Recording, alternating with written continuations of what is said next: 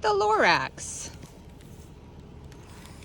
At the far end of town where the grickle grass grows, and the wind smells slow and sour when it blows, and no birds ever sing excepting old crows, is the street of the lifted Lorax. And deep in the grickle grass, some people say, if you look deep enough, you can still see today where the Lorax once stood just as long as it could before somebody lifted the Lorax away. What was the Lorax, and why was it there? And why was it lifted and taken somewhere? From the far end of town where the grickle grass grows, the old Onceler still lives. Ask him. He knows. You won't see the Onceler. Don't knock at his door. He stays in his lurkum on the top of his store. He lurks in his lurkum, cold under the roof, where he makes his own clothes out of muffered moof. And on special dank midnights in August, he peeks out of the shutters, and sometimes he speaks and tells how the Lorax was lifted away. He'll tell you, perhaps, if you're willing to pay. On the end of a rope, he lets down a tin pail, and you have to toss in 15 cents and a nail and the shell of a great-great-great-grandfather's snail. Then he pulls up the pail, makes a most careful count to see if you've paid him the proper amount. Then he hides what you paid him away in his snub, his secret strange hole in his grubulous glove. Then he grunts, I will call you by whisper-ma-phone, for the secrets I tell are for your ears alone.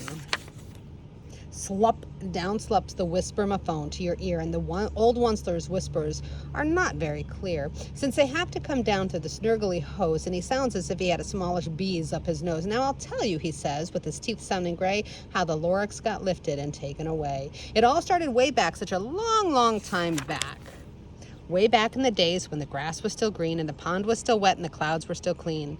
And the song of the swami swans rang out in space. One morning I came to this glorious place, and I first saw the trees, the truffula trees, the bright-colored tufts on the truffula trees, mile after mile in the fresh morning breeze. And under the trees I saw brown barbaloots, frisking about in their barbaloot suits as they played in the shade and ate truffula fruits. From the ripulous pond came the comfortable sound of the humming fish humming while splashing around. But those truffula trees, all my life have been searching for trees such as these. The touch of their tufts was much softer than silk, and they had the sweet smell of fresh buttery milk. I felt a great leaping of joy in my heart. I knew just what I'd do. I unloaded my cart. In no time at all, I had built a small shop. Then I chopped down a truffula tree with one chop. And with the great skillful skill and the great speedy speed, I took the soft tuft and I knitted a thneed. The instant I'd finished, I heard a gazump. I looked, I saw something pop out of a stump. Of the tree I'd chopped down, it was a sort of a man. Describe him, well, it's hard. I don't know if I can. He was shortish and oldish and brownish and mossy, and he spoke with a voice that was sharpish and bossy. Mister, he said with a sawdusty sneeze, I am the Lorax, and I speak for the trees. I speak for the trees have no tongues, and I'm asking you, sir, at the top of my lungs. He was very upset as he shouted and puffed, what's that thing that you've made out of my truffula tuft? Look, Lorax, I said, there's no cause for alarm. I chopped just one tree, and I'm doing no harm. I'm being quite useful. This thing is a thneed. A thneed's a fine something that all people need. It's a shirt, it's a sock, it's a glove, it's a hat, but it has other uses, yes, far beyond that. You can use it for carpets, for pillows, for sheets, or curtains, or covers, for bicycle seats. The Lorax said, Sir, you are crazy with greed. There is no one on earth who would buy that fool thneed. But the very next moment, I proved he was wrong, for just at that minute, a chap came along. He thought that the thneed I had knitted was great. He happily bought it for $3.98. I laughed at the Lorax, you poor stupid guy. You never can tell what some people will buy. I repeat, cried the Lorax, I speak for the trees. I'm busy, I told him. Shut up, if you please. I rushed across the room, but in no time at all, built a radio phone. I put in a quick call. I called all my brothers and uncles and aunts, and I said, listen here. Here's a wonderful chance for the whole Onceler family to get mighty rich. Get over here fast. Take the road to North Nitch. Turn left at Weehawken and sharp right and South Stitch. And in no time at all, in the factory I built, the whole Onceler family was working full tilt. We were all knitting thneeds just as busy as bees to the sound of the chopping of truffula trees. And then, oh baby, oh, how my business did grow. Now chopping one tree at a time was too slow. So I quickly invented a super axe hacker, which whacked off 4 truffula trees in one smacker. We're making thneeds 4 times as fast as before, and that Lorax, he didn't show up anymore.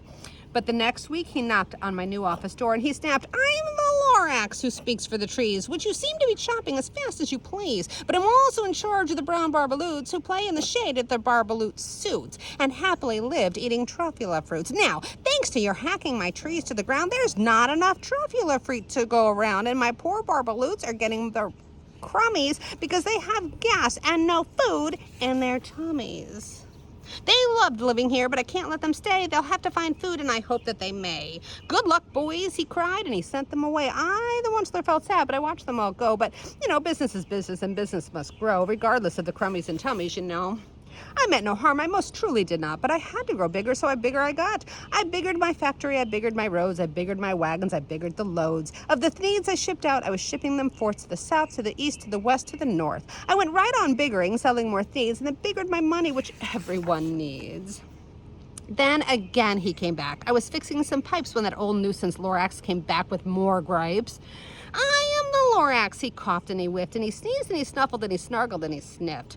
Onceler, he cried with a crupulous croak. Onceler, you're making such smogulous smoke. My poor swummy swans, why they can't sing a note. No one can sing who has smog in their throats. And so, said the Lorax, please pardon my crop. They cannot live here, so I'm sending them off. Where will they go? I don't hopefully know. They may have to fly for a month or a year to escape from the smog you've smogged up around here. Once more, snapped the Lorax as dander was up. Let me say a few words about the gluppity-glup your machinery chugs on day and night without stop, making gluppity-glup and sloppity-slop. And what do you do with this leftover goo? I'll show you, you dirty old Onceler man, you. You're glumping the pond where the humming fish hum. No more can they hum, for their gills are all gummed. So I'm sending them off, or their future is dreary. They walk on their fins and they get woefully weary in search of some water that isn't so smeary. And then I got mad. I got terribly mad. I yelled at the Lorax. Now listen here, Dad. All you do is yap, yap, and say bad, bad, bad, but I have my rights, sir, and I'm telling you, I intend to go on doing just what I do. And for your information, you Lorax, I'm figuring on biggering and biggering and biggering and biggering and biggering, turning more truffula trees into needs, which everyone needs. Then at that moment, he heard a loud whack. From outside in the fields came a sickening smack from an axe on a tree. Then we heard the tree fall. The very last truffula tree of them all. No more trees, no more needs, no more work to be done. So in no time, my uncles and aunts, every one, all waved goodbye. They jumped in my cars and drove away under smoke-smuggered stars. No, all that was left beneath the bad-smelling sky was my big empty factory, the Lorax, and I. The Lorax said nothing, just gave me a glance, just gave me a very, very sad backward glance. And then he lifted himself up by the seat of his pants. And I'll never forget the grim look on his face when he hoisted himself and took leave of this place through a hole in the smog without leaving a trace. And all that the Lorax left here in this mess was a small pile of rocks with one word, unless. Whatever that meant, I just couldn't quite guess, but that was a long, long time ago. But each day since that day, I've sat here and worried away through the years while my buildings have fallen apart. I've worried about it with all of my heart. But now, said the Onceler, now that you're here, the word of the Lorax seems perfectly clear. Unless someone like you cares a whole awful lot, nothing is going to get better. It's just not. So, catch, calls the Onceler, and he lets something down. It's a truffula seed. It's the last one of all. You're in charge of the last of the truffula seeds, and truffula trees are what everyone needs. Plant a new truffula, treat it with care, give it clean water, and feed it fresh air. Grow a forest, protect it from axes that hack, and then the Lorax and all of his friends might come back.